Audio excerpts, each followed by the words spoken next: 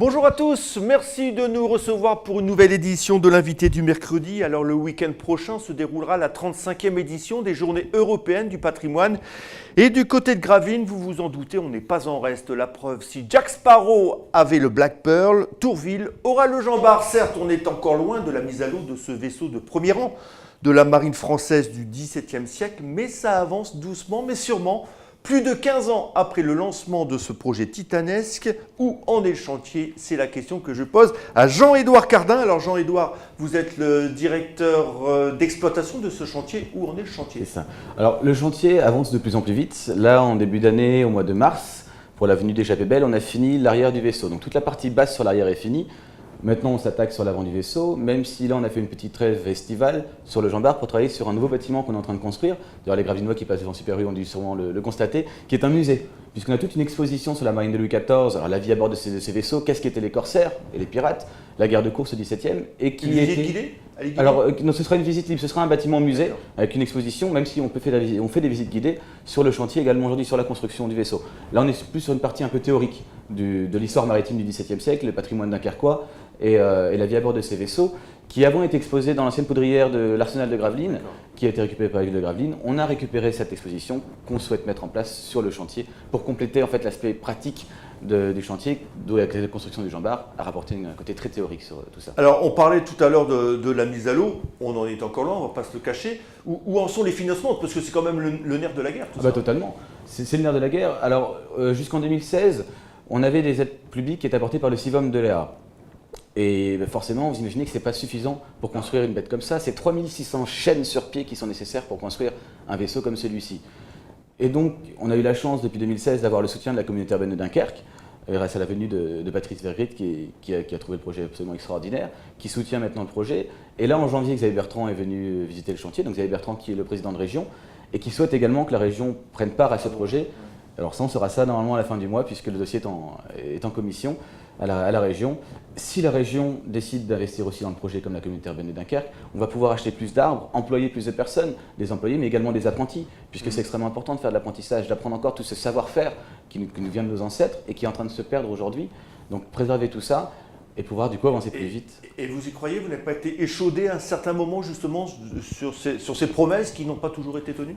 Non, puisqu'on a gardé espoir. La foi et l'espoir, c'est ce qui bâtit tout. Tiens, bah oui, et quand on voit le chantier. Il y a eu des années très compliquées, ça je vous le concède. Pendant des années, de voir que l'argent public ne venait pas et voir qu'ailleurs, d'autres projets comme Hermione par exemple, le Batavia, le 7 provinces en Hollande, fonctionnaient extrêmement bien parce que les collectivités territoriales s'impliquaient dans ces projets, parce que sur une vision de développement touristique et économique. Et de voir qu'aujourd'hui, nos politiques se sont rendus compte de ça et font pareil avec l'espace Tourville. Ça se développe de plus en plus, on voit la différence. De toute façon, les Gravelinois ont vu, l'arrière a été fini et normalement, l'avant, donc la partie basse sur l'avant, sera finie pour début d'année prochaine. Alors, notre objectif, c'est pour le mois de juin l'année prochaine. Ce qui se fait ailleurs, ce qui marche ailleurs, pas de raison que ça se fasse. Exactement. Pas chez nous. On est dans une zone de chalandise extrêmement plus importante. L'Angleterre, la Belgique, la Hollande sont très friands de patrimoine maritime et aujourd'hui, la plupart de nos visiteurs, je vois cet été par exemple sur les chiffres, on a énormément de Belges qui viennent visiter le chantier. Quand on voit les succès des armadas ou des choses comme ça, Totalement. voilà, il y en aura une à Dunkerque en 2020. Ce sera en 2020, c'est ça. C'est des millions de personnes qui sont attendues pour Dunkerque 2020. Et là, il faut que Dunkerque se positionne aussi sur cette histoire maritime importante. Alors Jean-Édouard, vous avez parlé tout à l'heure d'insertion. On change d'optique au niveau insertion, on prend plus de la professionnalisation maintenant. Oui, exactement. Alors, on a travaillé beaucoup avec Agir pendant longtemps. Et on avait beaucoup trop de personnes qui venaient et des personnes qui n'avaient pas forcément envie d'apprendre la charpente pour devenir charpentier. Et ce qui menait à la fin à un résultat qui n'était pas forcément cohérent avec ce qu'on voulait. On a souhaité plus axer ça vers l'apprentissage, la professionnalisation des personnes et surtout des jeunes qui ont besoin d'un apprentissage de qualité. Et donc aujourd'hui, on fait de l'insertion professionnelle. Donc des jeunes qui ont envie d'apprendre la charpente navale notamment, vont venir sur le chantier faire en 1 an ou 2 ans un BP, un CAP. Il y a encore des enseignements qui sont dispensés en charpente? Oui, alors en charpente navale, il y a encore 3 écoles publiques en France, à Cherbourg, à Marseille et à Bordeaux, et quelques écoles privées aussi, surtout au niveau de la Bretagne. Dans le nord de la France, on n'a plus ces écoles-là, mais bon, les allers-retours Cherbourg-Dunkerque se font très bien. Moi, je l'ai fait pendant 2 ans, ça s'est très bien passé. Et tous les jeunes qui passent chez nous le font très bien aussi. Et pour l'instant, on a un taux de succès de 100%. Sur tous les jeunes qui ont passé leur diplôme. Donc on est très très fiers de ce résultat-là. Alors Jean-Édouard, je le disais en présentation, en préambule, ce sont les journées du patrimoine et Tourville se met également à l'heure de ces journées européennes du patrimoine. Oui, il faut. Et d'ailleurs, on a été bien heureusement labellisé par le ministère de la Culture, ce qui pour nous était une grande fierté aussi.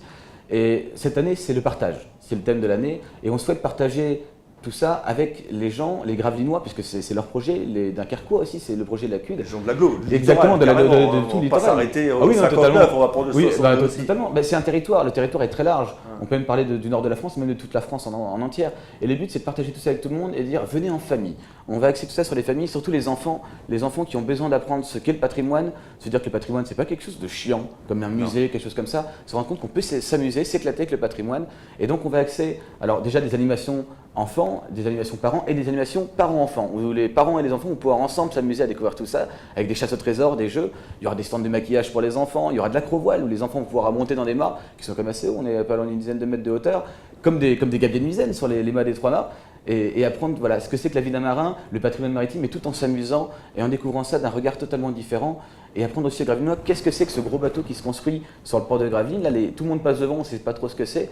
Les inviter à passer la barrière en faisant une gratuité pour les enfants et un tarif réduit pour les adultes, venir découvrir tout ça avec des concerts et voilà, profiter de ce week-end, se dire voilà, en fait le Jean d'Arc chez nous, c'est ça.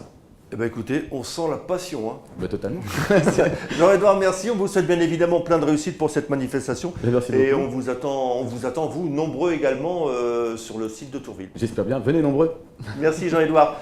La semaine prochaine, nous parlerons sport, puisque j'aurai certainement le plaisir de recevoir Jean-Luc Comines, un revenant sur le territoire de Gravelines qui a repris en main l'USD Handball. Jean-Edouard, merci. Merci à vous. Allez, salut à tous, au revoir.